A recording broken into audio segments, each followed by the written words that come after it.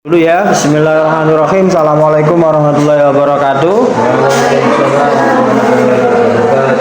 Untuk yang presentasi sudah ada.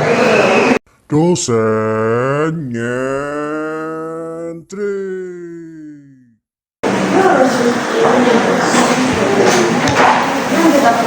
Iya, silakan.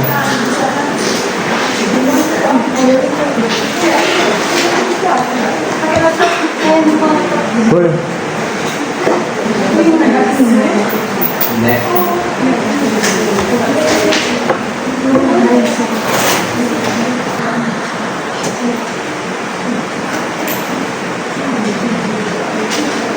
Assalamualaikum warahmatullahi wabarakatuh.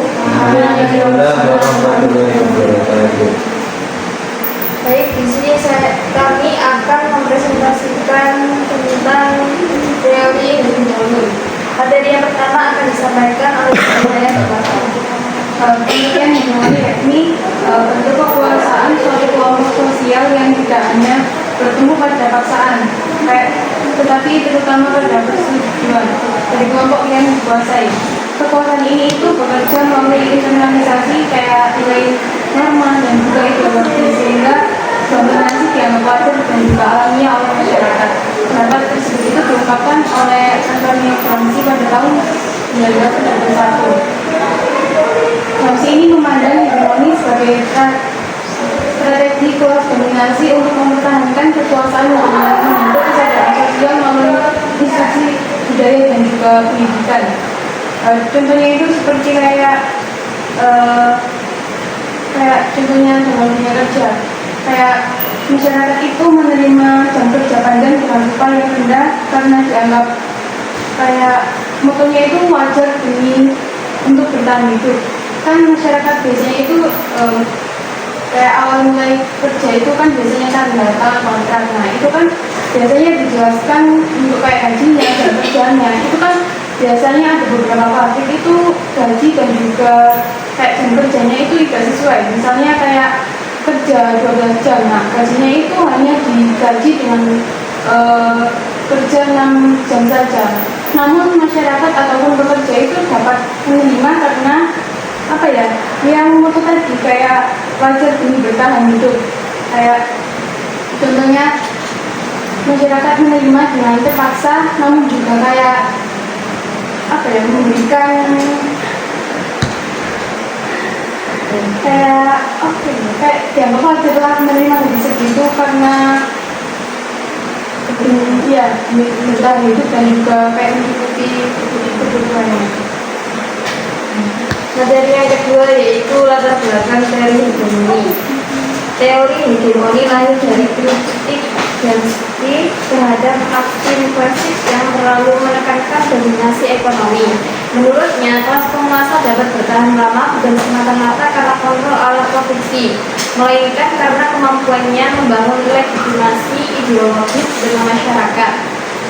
Gramsci mengembangkan gagasan ini saat mengamati kegagalan revolusi proletariat di Eropa Barat.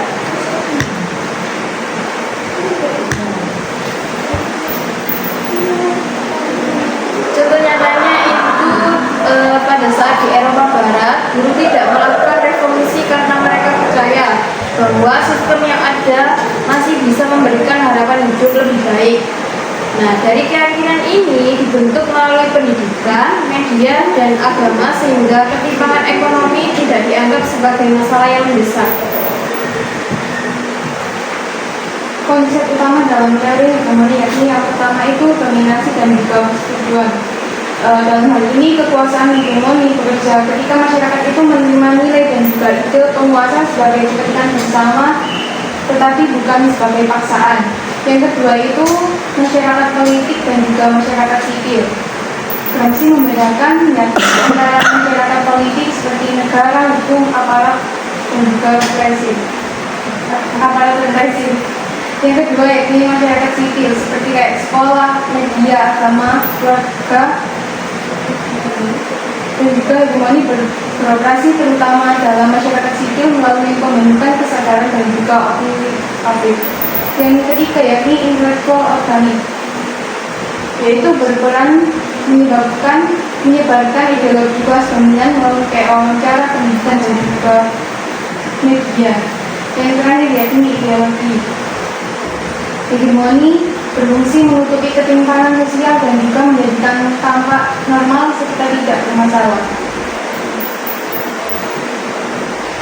Selanjutnya yaitu cara kerja hegemoni. Hegemoni bekerja melalui berbagai institusi sosial seperti pendidikan, media massa, budaya populer, bahasa, dan agama.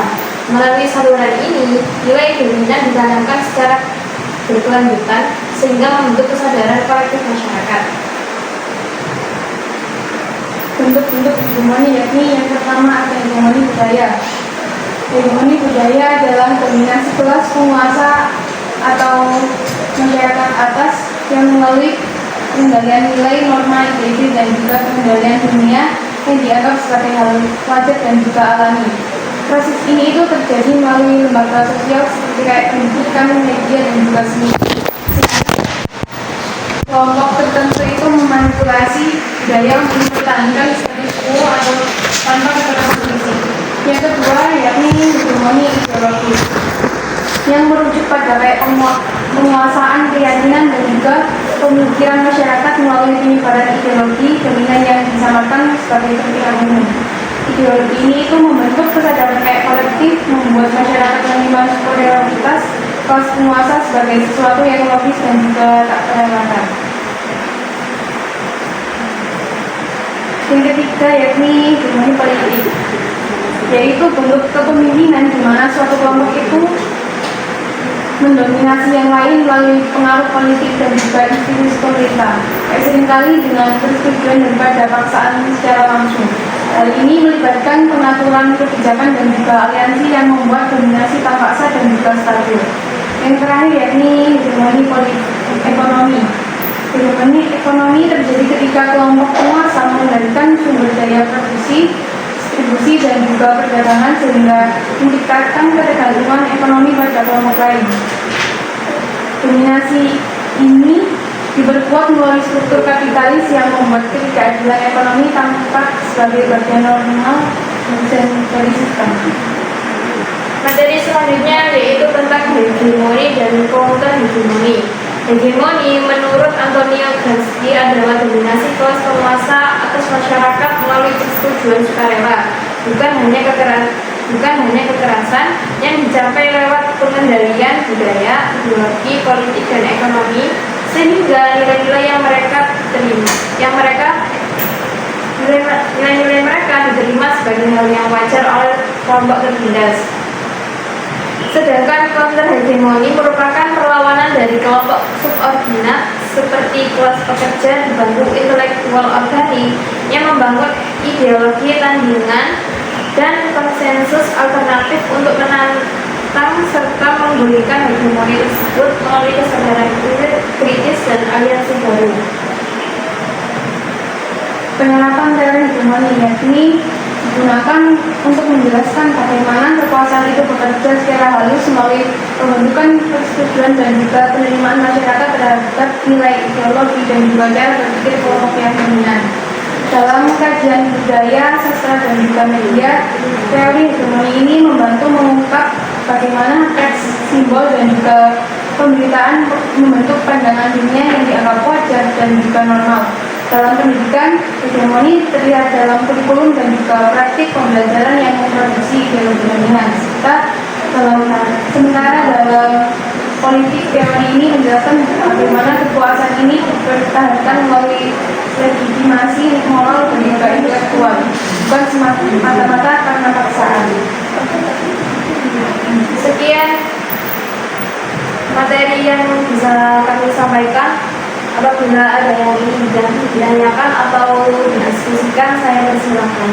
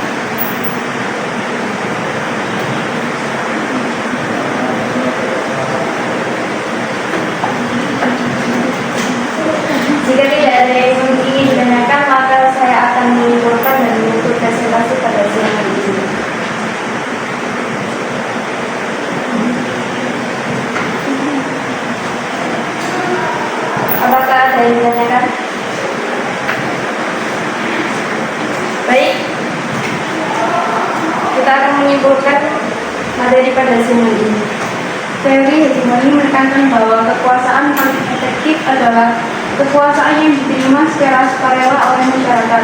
Dengan memahami hegemoni, masyarakat dapat mengembangkan sikap kritis terhadap ideologi dominan yang membentuk realitas sosial.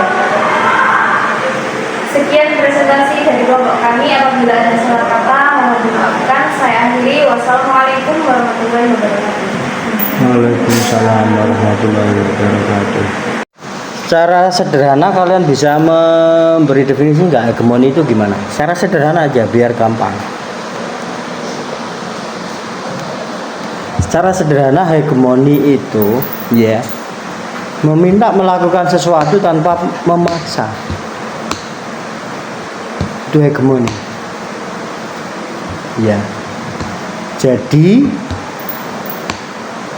memiliki kuasa atas sesuatu tanpa adanya paksaan. Ya. Di dalam ruang ini saya bisa mendapatkan hegemoni dari kalian.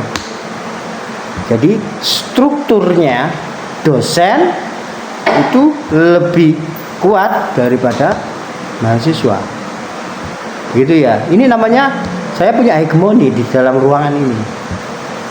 Ketika kalian nanti mengajar, ya, entah itu di bimbel, entah itu di mana, nah, posisi yang mengajar itu pasti memiliki hegemoni.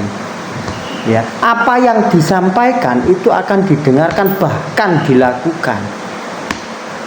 Ya.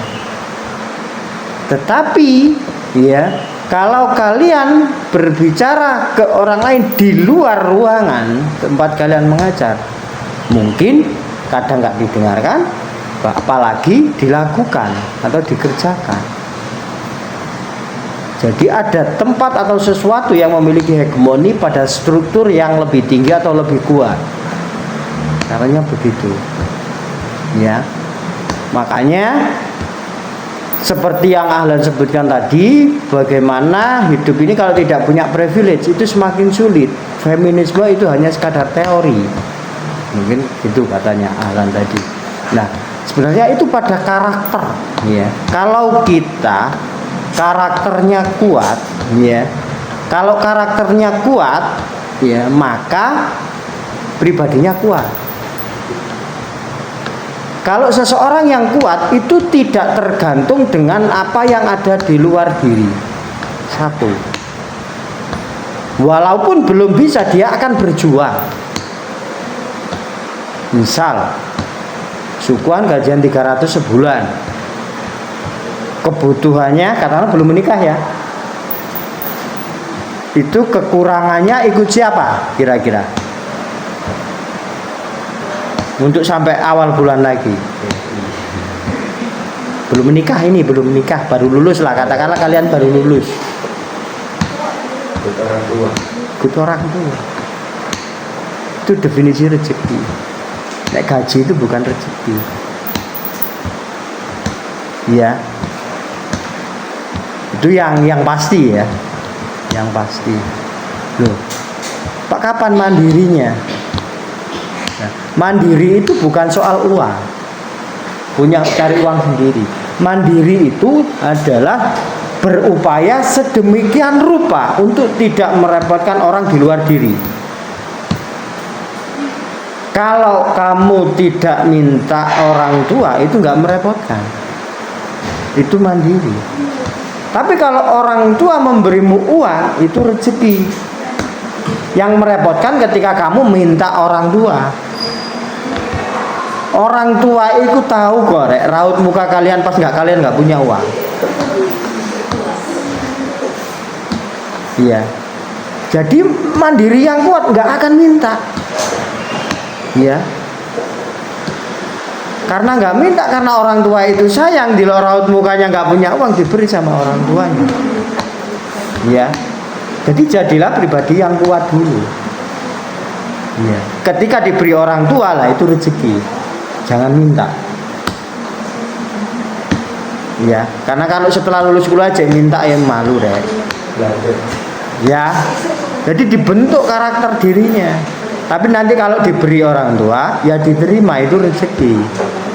Kan gitu. Tapi jangan minta. Minta itu sudah merepotkan sudah. Walah rek biyen kuliah disangoni saiki wis nyambut gawe njaluk sangu ae lho. Nah. Pribadi yang kuat akan berpikir 300 jadi 1 bulan itu diapakan ya? Kalau kalian baru lulus kemudian ngajar gajinya 300, mangan kalian beli sendiri apa ikut orang tua? Nah, selesaikan masalah makan. Jauh usah jajan. Menata pribadi yang kuat. Ya, berarti makan di rumah. Kalau pas jam kerja di sekolah, bawa bekal. Selesai masalah sudah. Untuk makan, kebutuhan lainnya apa? Bensin. Iya. Kalau motor kalian sekarang generasi terbaru, ya, itu minimal 1 liter ketemu 38 kilo. Hitung-hitungannya gampang. Jadi dikurangi blakrake dhisik, dikurangi jajane dhisik, belajar. Guru zaman dulu kenapa survive sekarang? Tuh. Ngempet. Kalau di dalam Islam disebut tirakat. Kalau di dalam Jawa, ya sama juga tirakat. Laku. Orang sing laku itu pasti akan panen. Nah, mungkin di tradisinya lisap apa sebutan? Tirakat.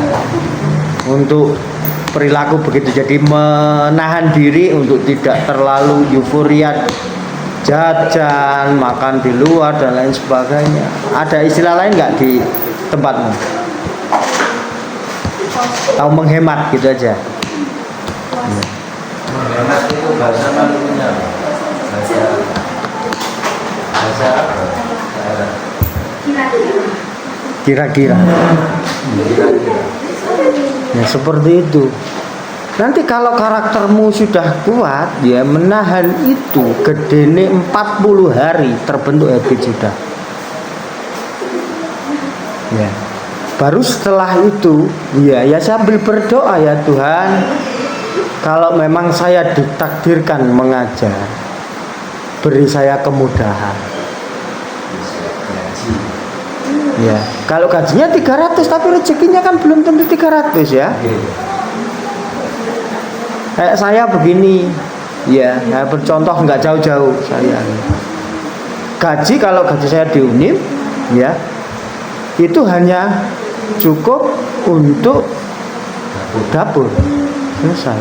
Anak sekolah nggak cukup, ya. Apalagi nanti pengen jajan di luar nggak cukup. Nah terus dari mana? Ya Tuhan kan memberi saya rezeki. Kadang tiba-tiba saya ada job pasang dekor, ya. Kadang tiba-tiba saya ada job memberi pelatihan. Kadang saya tiba-tiba ada job menjadi pembicara. Kadang saya tiba-tiba anak nggak ada jajan, tiba-tiba mbahnya ngirim jajan misalnya. Lah itu rezeki, ya. Gaji ya sudah, itu kamu kerja dapat gaji, tapi itu bukan rezeki. Gaji itu sebagian dari rezeki. Yang butuh adalah bagaimana kita membentuk mental itu. Nah saya kadang sering diskusi sama istri, ya, melihat banyak orang bertengkar di sekeliling saya. Soal apa? Rumah tangga. Uang. Itu yang paling banyak. Ya, ketika saya mati itu yang paling banyak. Sebenarnya uang atau ngomong lagi kebutuhan, banyak orang itu kenapa ribut soal uang sih? Karena merasa, betul. Kata merasa itu. Karena nggak tahu mana yang butuh, mana yang ingin. Kalau sekadar untuk hidup, ya, gak neko-neko kok hidup itu. Sing neko-neko kan tok tok tok tok pengen tuku bakso rek. Cekot. Iya. Itu kan hal-hal begitu itu kan yang membuat hidup itu gak cukup ya. Tapi kalau misalnya tahu antara kebutuhan dan keinginan, melihat nenek moyang ya, melihat nenek moyang kita dulu itu ya, setiap anaknya itu bisa dibuatkan rumah orang dulu. Itu bedanya, karena gak neko-neko ya, gak merasa emang loh. Di situ kuncinya. Jadi mari kita berusaha, kalau memang jalan lurusnya di sana ya, membangun di dunia pendidikan ya, membangun karakter di sana. Kalian menguatkan diri kalau pengen menjadi guru, karena sukuan itu gajinya segitu ya,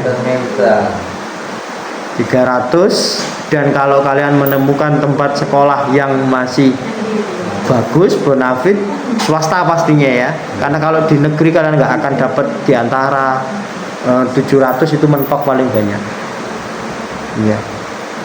Kalau ke swasta masih bisa ketemu di atas 1 juta, di atas 2 juta, bahkan di atas 5 juta masih bisa ketemu kalau ke sekolah ya, di gaji atau honor. Tapi kalau di negeri ya, paling bagus awal masuk 300 ya. Di situ kalau ingin mengajar sukuan itu semua begitu. Dokter sukuan sama aja. Kalau sukuannya ke RSUD ya segitu, 500, 700. Kalau ke rumah sakit swasta, nah lihat rumah sakit swastanya. Kalau rumah sakit swasta elit ya bagus. Sama kalau sekolah ke sekolahnya elit. Kalau kalian misalnya di sini itu elit itu di mana ya? Di mana? Mojokerto sekolah elit itu di mana? Di Pacet, Amanatul Umar. Ya. Ada lagi? Ya banyak di situ. Ya. Dulu saya 2012 saya di Amanatul Umar itu di atas 5 juta. Di Unim jauh.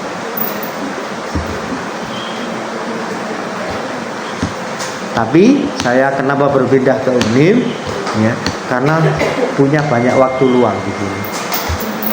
Saya bekerja tidak sekadar mencari uang, karena saya punya panggilan apa yang namanya kesenian. Kesenian saya butuh waktu. Itu ngomong soal hati. Jadi bekerja tidak sekadar soal kenyamanan. Kalau saya di Amanatul Umar kayak orang ke pabrik gitu.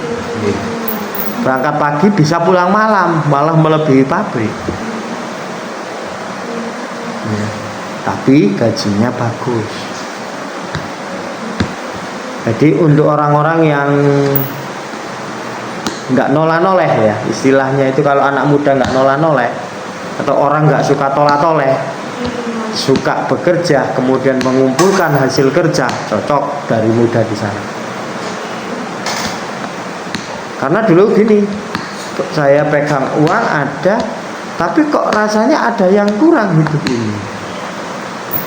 Ya disitulah akhirnya saya memilih dan resign dari sana, kemudian kuliah. Setelah kuliah, kemudian ada di sini. Seperti itu. Itu tambahannya untuk hegemoni. Jadi kalian kalau punya mandiri yang kuat, kalian bisa menciptakan hegemoni. Hegemoni itu ucapan kalian bisa diterapkan orang lain. Secara sederhananya begitu. Ya. Tidak perlu punya lembaga dulu. Menciptakan hegemoni, tidak perlu membuat organisasi dulu. Ya. Hegemoni itu sesuatu yang kuat akan menghegemoni sesuatu yang lebih lemah. Ya. Jadi begitu. Kalau kalian karakternya sebagai ibu rumah tangga kuat, ya, anaknya ditata untuk tidak terlalu jajan, foya-foya dan lain sebagainya, itu pasti ngelanut. Ini berhubung dengan privilege tadi. Jadi karakter yang pertama itu karakter. Jadi kalau lagi nggak punya uang, karakternya kuat, nggak mudah bertengkar. Kayak orang Cina itu juga masih duit karena kan kalau nggak mau usaha anaknya ya nggak dikasih uang. Prinsipnya itu kuat orang Cina. Nah, masa orang Cina mau belajar kita enggak, kan gitu aja masalahnya. Alhamdulillah sampai detik ini itu saya nggak pernah bertengkar sama istri saya soal uang. Di situ. Dan istri saya selalu saya marahi kalau sumpah gara-gara uang.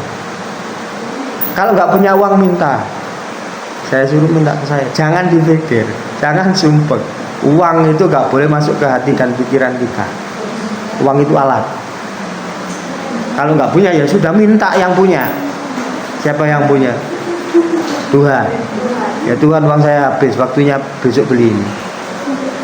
Pernah nggak kalian bilang gitu, nggak punya uang minta Tuhan? Nah itu masalahnya. Iya kan? Satu saya. Tingkat terkabulnya doa itu kan apa? Yang pertama kan keyakinan. Kadang kalian berdoa itu gak yakin. Ya Allah, minta apa? Kadang sambil berdoa lu masih belum yakin. Nah gimana? Ya yakin dulu. Ya kan? Harus yakin dulu. Selebihnya nanti Tuhan akan membukakan jalan gitu kan, dengan rezeki yang tidak tahu arahnya dari mana. Baik, cukup sekian untuk hari ini. Saya akhiri. Wassalamualaikum warahmatullahi wabarakatuh. Waalaikumsalam warahmatullahi wabarakatuh.